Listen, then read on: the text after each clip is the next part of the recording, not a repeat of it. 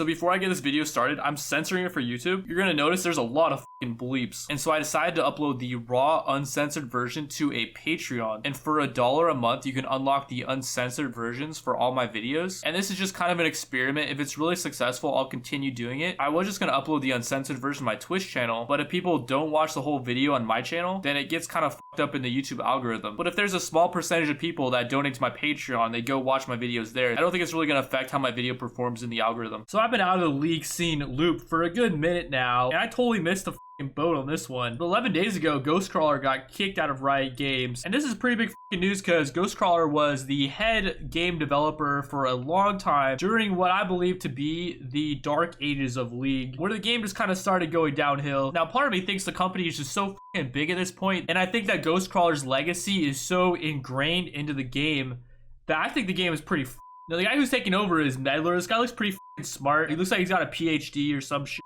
But you know who'd be a better game developer is this fucking guy. When you see someone manly just to come into the community and just say, this is what's about to happen, like, I don't give a what all you guys think. And I don't know if this guy's the one to do it. Like, he just doesn't necessarily look manly enough, perhaps. And the main thing you gotta wonder is, like, why the was this guy ever working on League to begin with? Like, he pretty much drove World of Warcraft into the ground. He started working as lead systems designer for World of Warcraft in February of 2008. And that was a month after Burning Crusade got released. And Burning Crusade on release was actually not that bad, but progressively over time, it got really shit. Now, why Riot Games decided this fucking guy would be the one to lead us to the promised land, I have no clue. And I think the reason why World of Warcraft is so dead at this point is because Ghostcrawler has ingrained his legacy so hard into the game that the game's just to this point. Like, there's really nothing that can be done because of all the systems that are in play, and a lot of the mechanics that have been introduced just have been around for so long, and it's so ingrained in people's minds to have these mechanics, and that if you hire someone new that has like new ideas and they're like, oh, this is all bad, the entire community is going to reject them because they're so far gone at this point. And I think that's kind of where League is at this point, where the community is just so far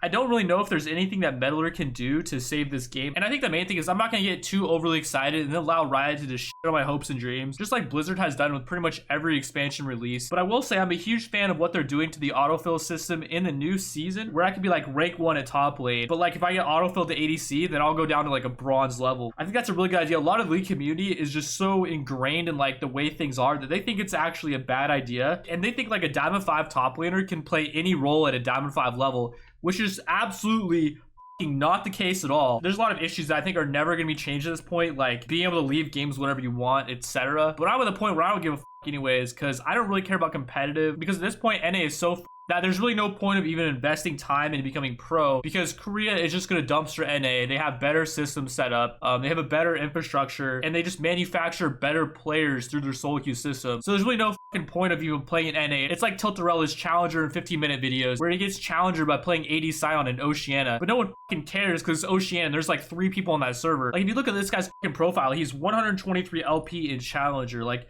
how the is that even possible? I'll tell you how. There's literally 5 players on Oceania, and it's kind of the same for NA. NA has about half the population of Korea. How the that happened, I have no idea, because we have 6 times the number of people living in NA. A lot of people will make excuses like, gaming is bigger over in Korea, blah, blah, blah, blah, blah. But there was a time in NA where I was pretty confident that Korea would never catch up to NA. But the SJWs did take over, and they just completely fucking killed our scene. So now what we have is Doublelift calling for people to get banned all the time. And a lot of people just ended up quitting the game because they just realized how fucking shit it is when you can't call your teammates fucking dog shit. When you're like 5-0 and you decide you can't carry them, so you just go AFK. And like your 0-6 trainer bot lane starts talking shit, and you can't call him a fucking idiot, or you end up getting banned. Like, I think a lot of people just decided that that's just fucking bullshit. And I think a lot of people, when they got banned, they just decided it wasn't worth it to come back, because you invest a lot of money into the game. And fucking this guy thinks it's a good idea that you get banned for talking shit. And the problem is, like, when this guy's making fucking decisions about the game, he doesn't even play the fucking game. He plays World of Warcraft all day. Like, why the